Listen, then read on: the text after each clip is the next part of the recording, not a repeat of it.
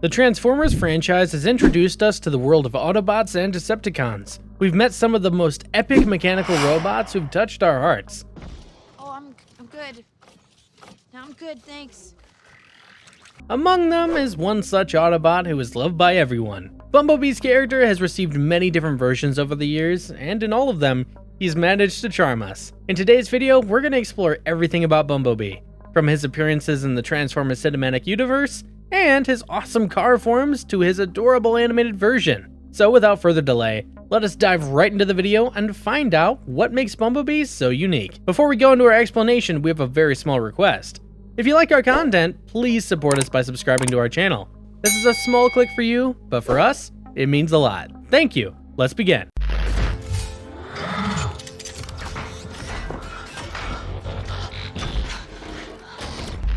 A brief history of Bumblebee and his roles as the titular character in the movie. The Bumblebee movie was released in 2018 and served as the 6th installment of the Transformers cinematic universe. It was written by the British screenwriter Christina Hodson, who also wrote Harley Quinn: Birds of Prey, and directed by the American animator and producer Travis Andrew Knight. And it is his first ever live-action film. This movie was developed as somewhat of a prequel to the Transformers franchise, but later it was declared to be a reboot. Even if we consider it a prequel, there are a few dissimilarities related to the flashbacks in the first movie. In any case, the story of Bumblebee takes place around 20 years before the first movie, which was set in 2007. It begins on the planet of Cybertron, where a civil war is unfolding. The Autobots, who are part of the Autobot Resistance, are fighting the Decepticons. They are led by Optimus Prime and followed all his orders. However, they appear to be getting ruthlessly destroyed. Soon, Optimus calls for an Autobot scout known as B-127, and we see the transformation of a magnificent yellow car into the Autobot we know as Bumblebee. However, Optimus continues to refer to him as B-127 because, in the film,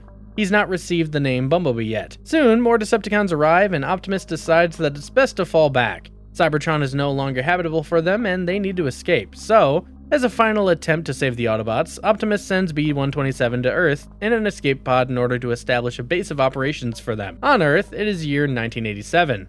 And a colonel known as Jack Burns is conducting a training exercise for his fellow soldiers in the woods in California. They're soon interrupted as B-127 crashes and lands near their training site. Colonel Burns assumes it to be an army drill gone wrong, but then B-127 comes to life and starts running away from them. Colonel Burns considers B-127 a threat, so he orders all his men to follow and attack him. B-127 scans a nearby Willys MB Jeep and transforms into it in order to escape to the mines. However, he's stopped by Colonel Burns' forces. He tries to tell them what he means no harm, but immediately the Decepticon known as Blitzwing arrives in the form of an Air Force jet and attacks them by bombing all the soldiers. Blitzwing then battles with him, severely damaging his memory to the core. When B-127 refuses to tell Blitzwing where the other Autobots are hiding, he destroys and tears out his voice box, leaving him unable to speak. Blitzwing then labels B-127 as a traitor of Cybertron and is about to kill him when he turns the table on the Decepticon and destroys Blitzwing into pieces with his own missile. B-127 tries to regain his strength, but his memory cells are failing. Before his system shut down, he scans a nearby 1967 yellow Volkswagen Beetle and then falls unconscious. After a while, he's found in the garage by a girl named Charlie Watson. She tries to turn on the radio in the car, which accidentally activates a homing signal to other Autobots. In the meantime, on one of Saturn's moons, 2 Decepticons known as Shatter and Dropkick have captured the Autobot Cliffjumper and are trying to find out where Optimus Prime is. They end up hearing the signal of B-127 and decide to head to Earth. After crash landing, they transform into Earth vehicle modes and head west in search of B-127. On the other hand, Charlie takes them home thinking it's just an ordinary Volkswagen Beetle car. When she checks his parts, he suddenly transforms into his robot mode, and Charlie is left speechless. However, B-127 is visibly scared of the human he has encountered, which gives Charlie some confidence to talk to him. Now, since his voice box was destroyed, he tries to communicate with her through gestures. She then tells him that he sounds and looks like a bumblebee, so she decides to call him Bumblebee since he doesn't have a name. After some time, she takes Bumblebee to a beach and tries to teach him that if he sees anyone other than her, he should immediately transform into his vehicle mode. Now, while the 2 Decepticons are on their way, they are encountered by Dr. Powell and Colonel Burns' forces, who are known as Sector 7. Their team deals with extraterrestrial threats and technologies. Shatter tries to deceive them by informing them that they are Decepticon peacekeepers who are patrolling the galaxy. She shows them a hologram of Bumblebee and tells them that he is a threat hiding in their world. As a result, Sector 7 agrees to help the two Decepticons locate Bumblebee, even though Colonel Burns advises not to. Now, Charlie is trying to fix Bumblebee's parts when she accidentally triggers a warning message from Optimus Prime and finds out about the war. Eventually, Charlie and Bumblebee grow closer and develop a beautiful friendship by listening to songs together. Charlie's neighbor, Memo, soon sees Bumblebee and becomes a part of their team. Charlie then fixes Bumblebee's radio, and he soon figures out how to communicate with them by playing song lyrics. Now, after a while, when Charlie leaves Bumblebee alone at her house, he accidentally trashes the entire place. When he sticks his finger inside an electrical socket, it causes an energy spike, and Sector 7 finds out his location. Charlie and Memo head out to Bumblebee, but are soon intercepted by Sector 7. They try to capture them, but Bumblebee runs away with Charlie, but then Shatter and Dropkick show up and engage in a battle with him. Eventually, Sector 7 captures Bumblebee and drops Charlie and Memo home. However, to rescue Bumblebee, Charlie and Memo devise a plan to follow Sector 7 to their outpost, where he's being held captive. Under the supervision of Dr. Powell, Shatter and Dropkick are interrogating Bumblebee to find the location of Optimus Prime. They soon find out that Optimus will be coming to Earth with the other Autobots, so they decide to use the satellites of Sector 7 to send word to the other Decepticons in order to prepare to wipe out Earth. When Dr. Powell tries to warn Burns about the impending doom, Dropkick kills him. Now, before leaving, they also shoot Bumblebee. Charlie then tries to bring him back to life by electrocuting him. He soon wakes up with his memories restored. However, Agent Burns soon arrives and still considers Bumblebee to be a threat. They attack him, but when they see Charlie getting hurt, he finally fights back and destroys them. Soon, the military arrives, but they manage to escape with the help of Charlie's family and Memo. Bumblebee and Charlie then head to the tower through which the Decepticons are trying to send their message. Upon arriving, Bumblebee engages in a fierce battle with Dropkick, and Charlie tries to stop Shatter from using the satellite. Soon, Bumblebee rips Dropkick into tiny pieces and kills him. Jack Burns arrives in his helicopter and tries to attack Shatter, but she shoots him down and Bumblebee saves him from the crashing. On the other hand, Charlie is able to deactivate the Decepticon beacon. Just when Shatter is about to shoot Charlie, Bumblebee tackles her down and attacks her. He then destroys a dam wall with a gush of water. A cargo ship crushes Shatter and kills her.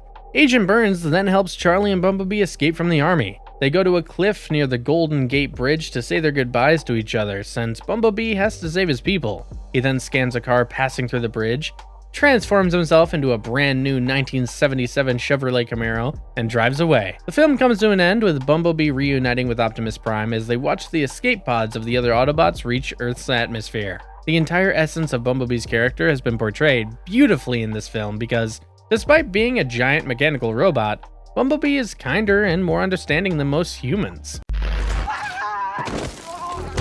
I'll burn you so bad you'll wish you died as a child.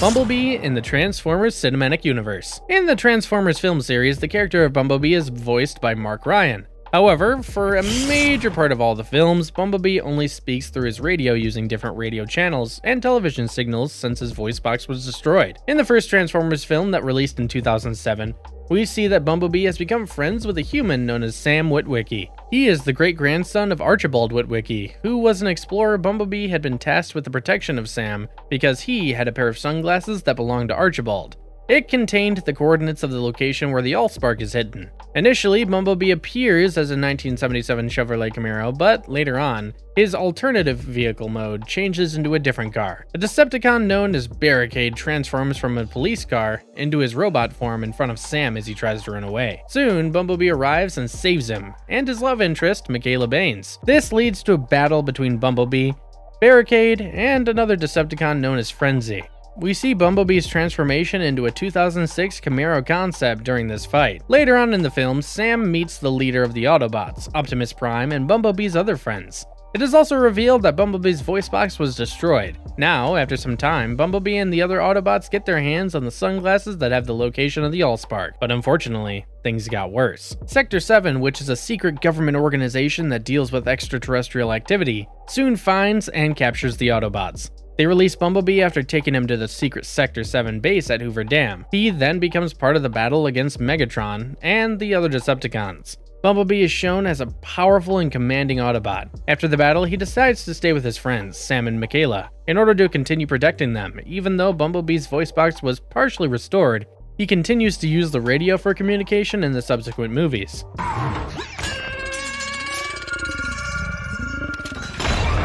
In a 2009 film titled Transformers: Revenge of the Fallen, Bumblebee and Sam Witwicky have a minor disagreement. Bumblebee continues to act as the protector of Sam, but he confesses that he does not want the protection. This hurts Bumblebee because he wants to stay with Sam. Bumblebee's alternative car mode goes through a few modifications in this movie. He now has a custom front bumper with a unique red outline Chevrolet logo, as well as some new fog lights. Now, a Decepticon known as the Fallen soon appears. Apparently, the Fallen was known as Megatronus Prime, and was the actual leader of the Decepticons. He now leads an army of Decepticons and attacks. Bumblebee realizes that Sam is in real danger, so he rushes to save him, despite the previous argument. The Autobots face immense danger as Megatron and the Decepticons succeed in killing Optimus Prime. So, Bumblebee rounds up the other Autobots, and along with his human allies, tries to figure out a plan to defeat the Fallen. Soon after, they find out about the existence of a former Decepticon known as Jetfire, who could help them. He informs the Autobots about the Matrix leadership, which can assist them in reviving Optimus Prime. However, it's hidden in Egypt, so the Autobots must hurry.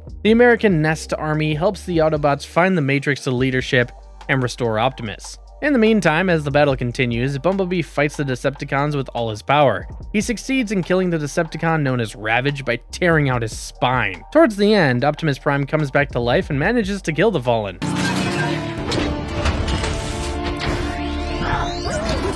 In the 2011 film titled Transformers: Dark of the Moon, Bumblebee travels around the world with the Autobots to look for other Decepticons that might cause trouble. He stopped living with Sam, but the two meet again when Sam visits the army base. Soon, Sentinel Prime abandons the Autobots and joins the Decepticons. A battle takes place between the two factions, and Bumblebee knocks down several of the Decepticons. However, as a part of Megatron's plans, Sentinel Prime tells the American government that if they banish the Autobots from the Earth, the Decepticons will leave them alone. So the Autobots are now forced to leave Earth, but as their ship takes flight, a Decepticon known as Starscream destroys it. They believe that all the Autobots have died, so they head to Chicago in order to attack the humans and take over Earth's resources to rebuild Cybertron. The Autobots arrive and fight back. It is then revealed that they actually survived and hid themselves.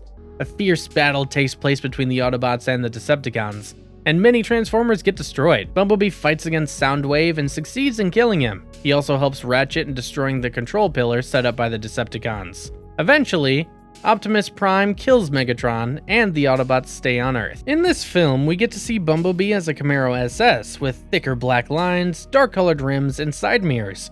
He also takes the form of a stealth battle mode, throughout which he partially transforms, and gets to deploy his weapons while still being in car mode with the seats intact.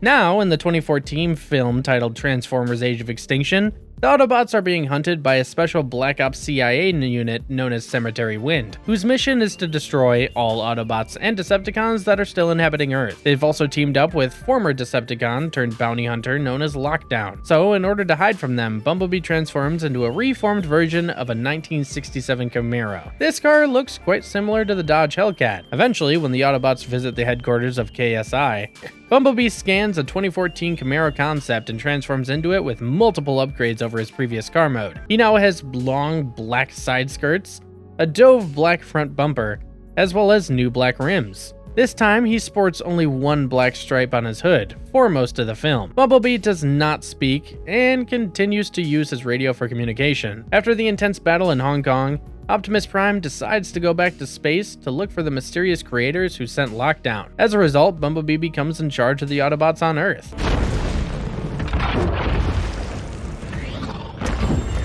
In the 2017 film titled Transformers: The Last Night, Bumblebee commands the Autobots and fights the TRF soldiers to save Cade Yeager. He shows some excellent new moves as he detaches and reassembles himself in the middle of a fight. Later on, when Bumblebee goes to London, England, he finds out a few things about his past that he does not seem to recall. Sir Edmund Burton reveals that during World War II, Bumblebee provided his service to the United States Army Air Force in the war against the Nazis, and also transformed into a Mercedes-Benz 770. Now, eventually, Optimus Prime loses his memories for a while due to Quintessa and ends up fighting Bumblebee. It is then revealed that Bumblebee's voice box has been completely healed, so when he talks to Optimus Prime, he can make him recall the Autobots. During the final battle against Quintessa Stonehenge, Bumblebee lends a helping hand to Optimus. When she tries to immobilize Optimus, Bumblebee attacks her from behind and shoots her to death. The character of Bumblebee is the only Transformer who has received his own film, because in all of his versions in the entire Transformers franchise, the creators have established him as the Autobot who seems to bring the human and Transformers worlds together.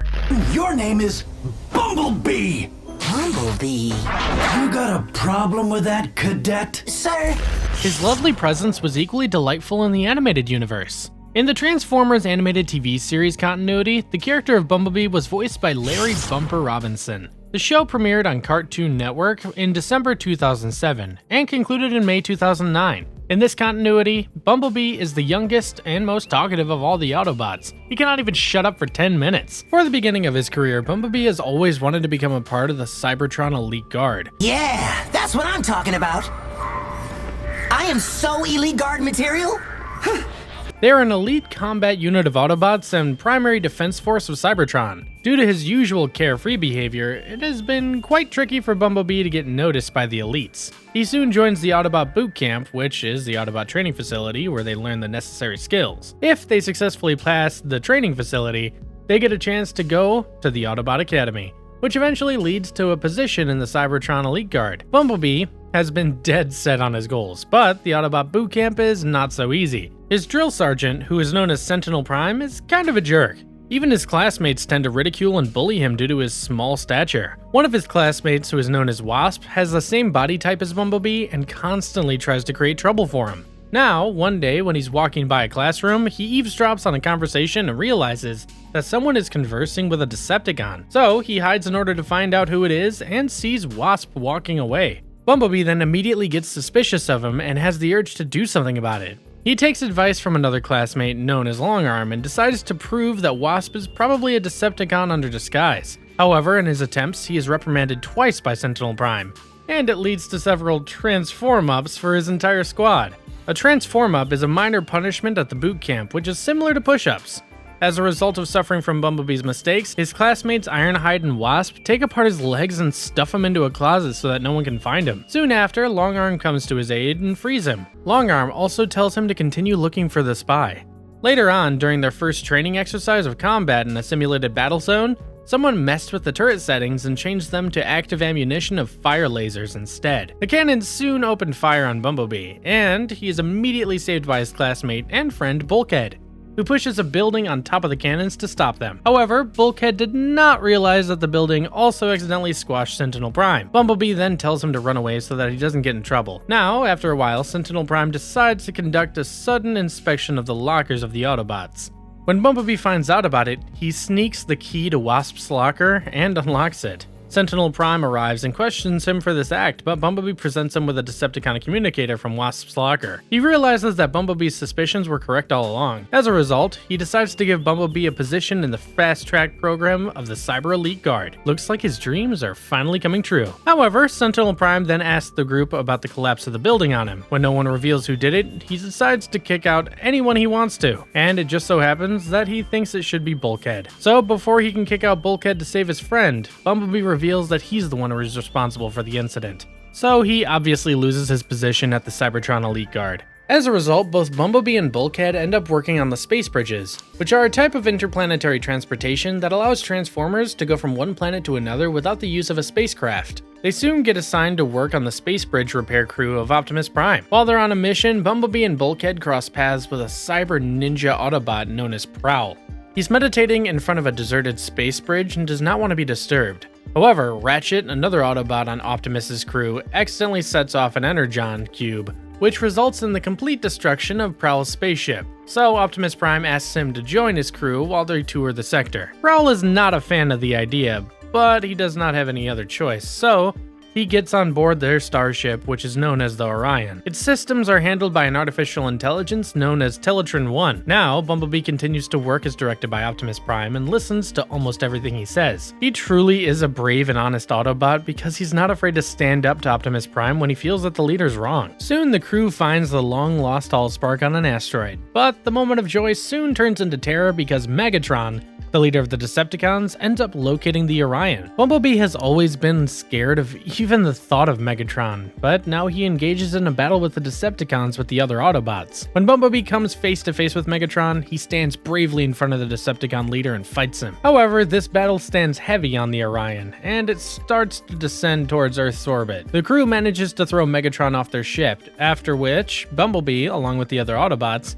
enter their stasis pods. The starship soon crash lands on Earth after lying dormant for around 50 years.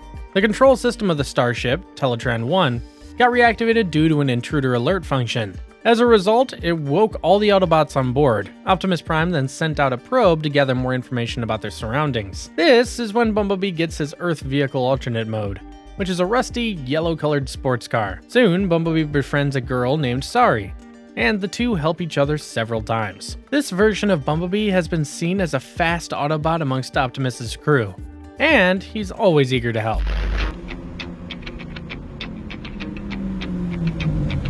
Some of the coolest car forms taken up by Bumblebee. Throughout the Transformers franchise, the character of Bumblebee has taken several different car forms. Although, as you might recall, the Transformers have the ability to change their modes into not just cars, but fighter jets as well. However, Bumblebee usually likes to stick to his typical car style, which gives a rather vintage look.